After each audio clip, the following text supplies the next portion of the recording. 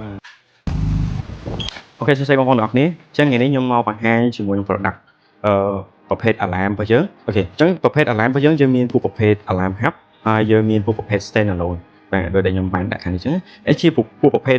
smoke detector ហើយជាមួយនេះពាក់ព័ន្ធជាមួយនឹង heat detector អញ្ចឹងយើងមានទាំងប្រភេទ standalone ហើយជាមួយនឹងប្រភេទ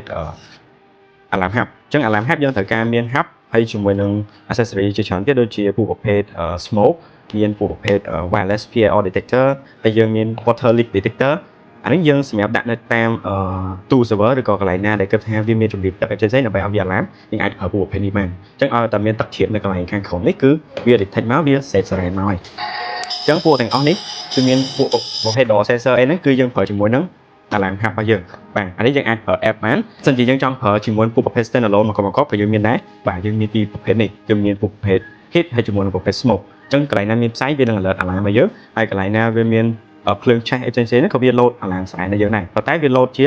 ទៅលើប្រភេទ device ទេវាមិនអាចផ្ញើសារមកទូរស័ព្ទដៃទេបើសិនជាយើងចង់ឲ្យវាផ្ញើសារយើងអាចប្រើជា hub អូខេអញ្ចឹងទីទៀតខ្ញុំនឹងទៅ test ជាមួយនឹងពូប្រភេទ smoke ហើយជាមួយនឹង heat ប្រភេទ standalone ទាំងអស់គ្នាអញ្ចឹងការដំណើរការក៏ដូចគ្នាដែរគ្រាន់តែខុសគ្នាមួយប្រភេទ standalone មួយទៀតជាប្រភេទ hub អូខេអញ្ចឹងចាំទៅមើលការ testing នៅខាងក្រៅជាមួយនឹងខ្ញុំទាំងអស់គ្នា Let's go